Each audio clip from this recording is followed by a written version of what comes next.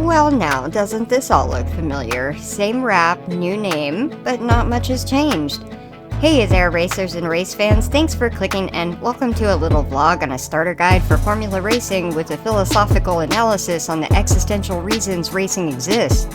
Bored out of the human psyche, a purely emotional endeavor of no rationality, but yet, here we are.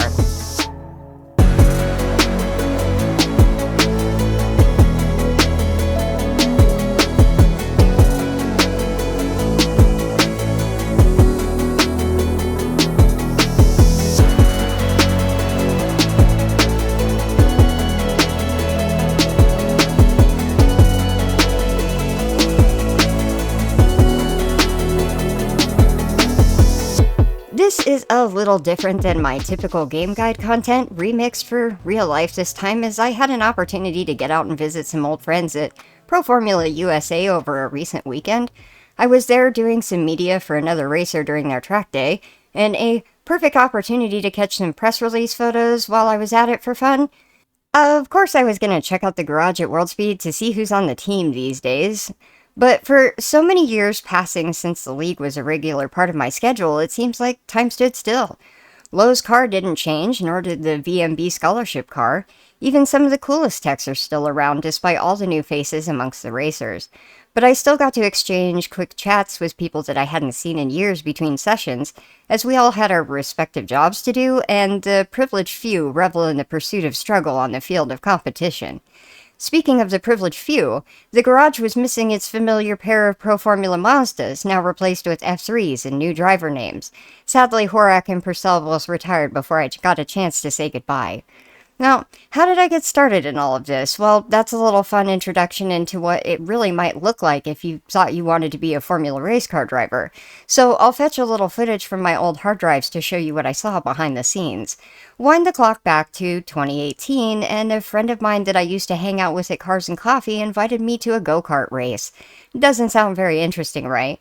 Most of us have gone to K1 in our lives, except these karts need a full-size racetrack for the gears that you'll go through hitting 150 miles per hour with the 250 cc's of power that SuperKarts come in. Now, if that sounds insane, it's because my older gentleman friend is a bit courageous.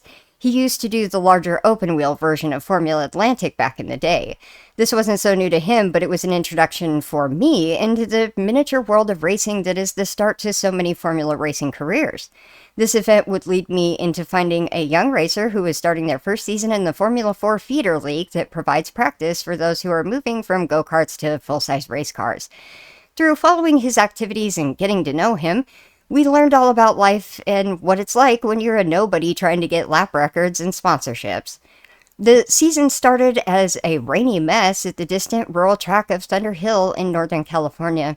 But despite this downpour, it was so much fun that I decided it was worth blocking off weekends on the calendar for Pro Formula USA's schedule, even if it meant a 6-hour drive to Buttonwillow for the second set of races for the season. Thankfully, there was no rain.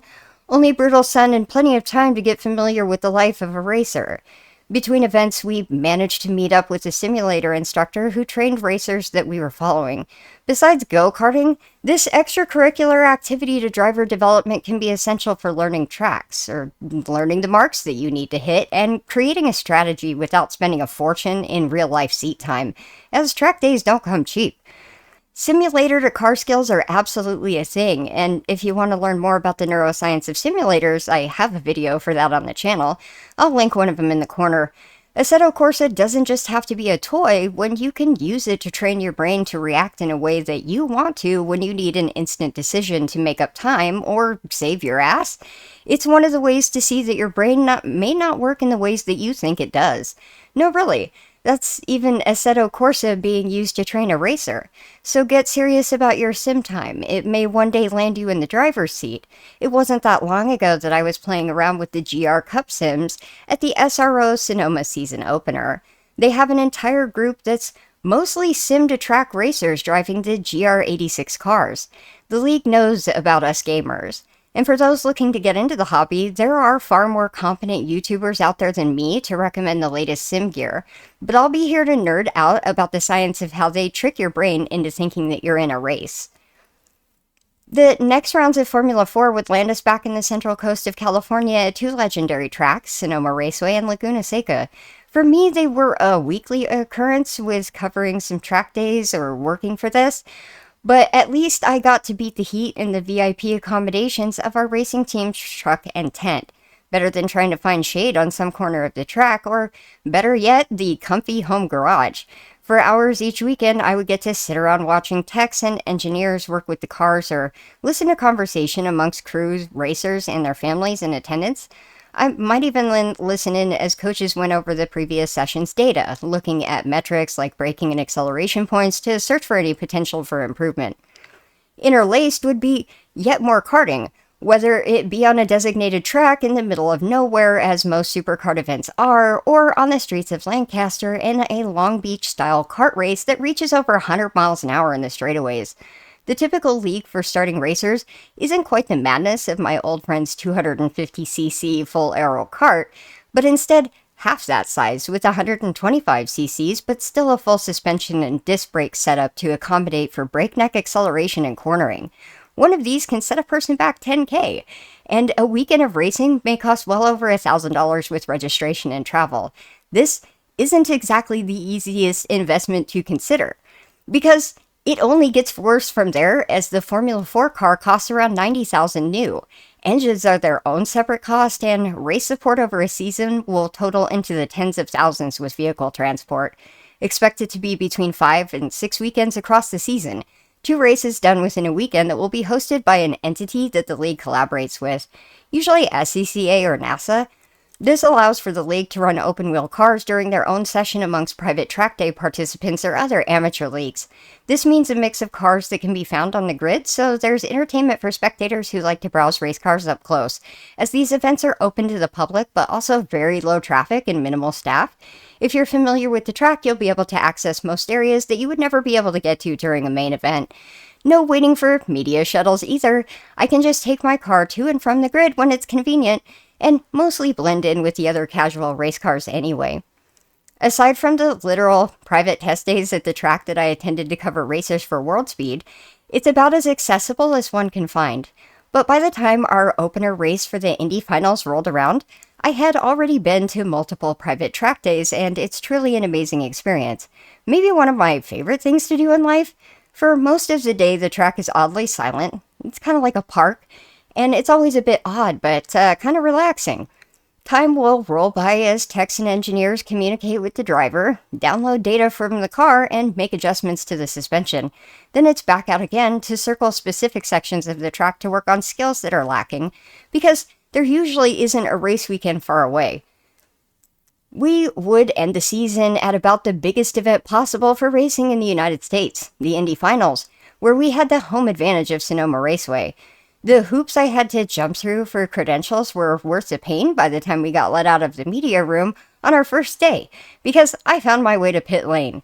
We would get to park in the infield for the track for the weekend, leaving me easy access to turn 9 off on one side and 11 down the other while I could grab a drink between the corners at the truck. Good thing I didn't forget my earplugs the day that we were flagged by NBC to stand under the TV cameras. I'm short enough that they let me hang out wherever I wanted. Restrictions on what we're allowed to publish means that I can't show you the garage footage, pretty much only this, but I can show you footage from our team garage instead. Because we have cool toys too, but this is what a shop that preps race cars looks like. Yep, you can check out this driver development program in the description below. It's race support, car maintenance, and repair, as well as coaching. I'll leave a link if you're seriously interested in racing because these people know what they're doing. If you want to get into open wheel racing, they have a program for that.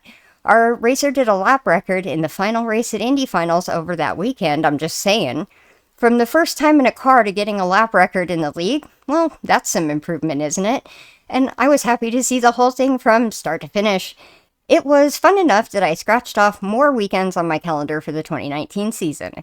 It's not just a hobby, it's a full-time job. It almost felt like one covering it for a few months during the summer. You're not just out there on the track, you're putting in work on a simulator, you're making it out to karting races, or just practicing as often as you can. It's private test days, sitting in a car that's emitting high heat when it's already over 100 degrees, and trying to focus on what your instructor says. And when you're not doing all that, you better be finding ways to promote yourself and make networks with people who have money or clout that will actually help you make your career. Well, I've barely mentioned that part because it's too boring for the racing footage, but it's also the most key because most of the best racers that ever existed you will never see because they couldn't find the funding to get past the little leagues. It's not so much about wins as it is about attention and leverage, and if you have to ask me what kind of leverage, then you probably don't have it.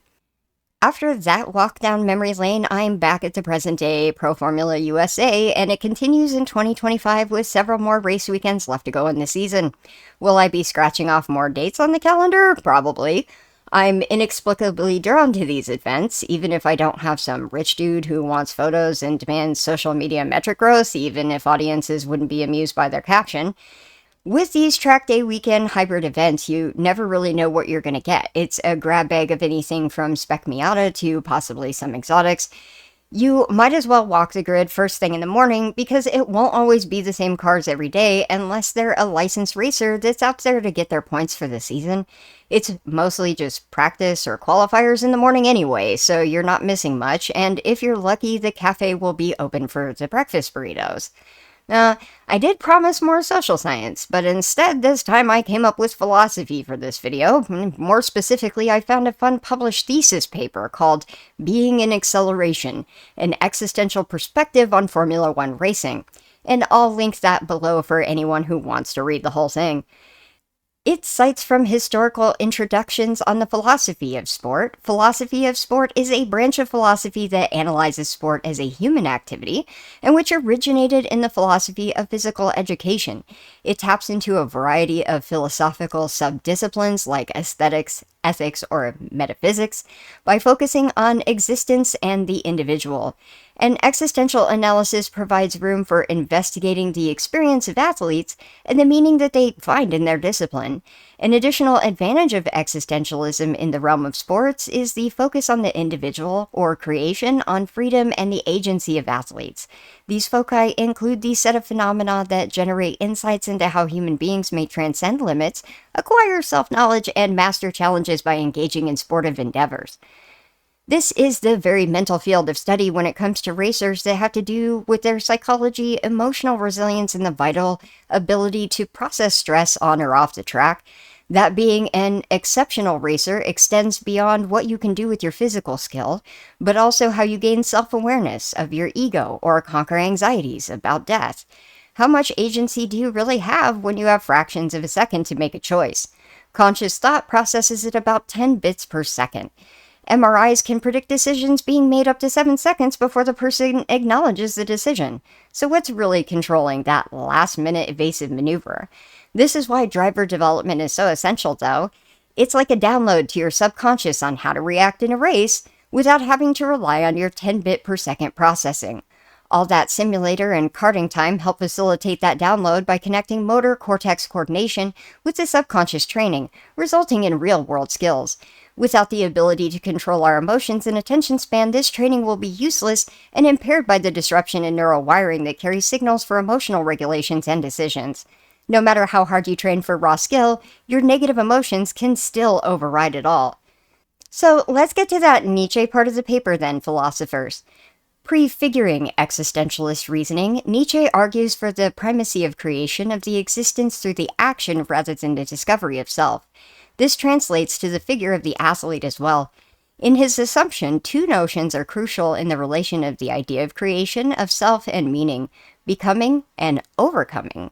In Nietzsche's understanding, the existence of an individual does not flow into being, but is created.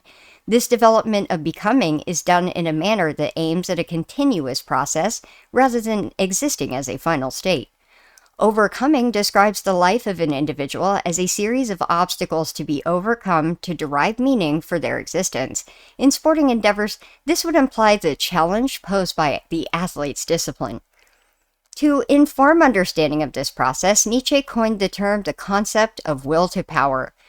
The will to power is an integral part of every human being. Furthermore, it revolves around control and power.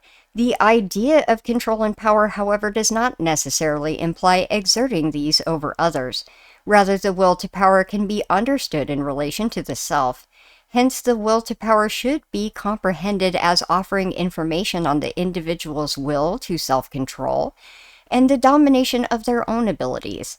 In a wider sense, the will to power can also be understood as the will to achieve in some capacity. If existence is subject to the dynamic process of becoming by means of overcoming resistance, then the will to power is the motor of this enterprise. In that sense, the will to power is essentially the will to activity of overcoming resistance. For Nietzsche, everything in the process of becoming forms a drive that has a particular end, and each of these drives willpower in a sense of wanting to achieve this end. For example, an athlete strives to become a professional, and their will is this. The will to power informs their drive towards developing the capacities necessary to do so. This drive to the activity of overcoming, however, can never finally be satisfied. As this is a dynamic process, it is insatiable.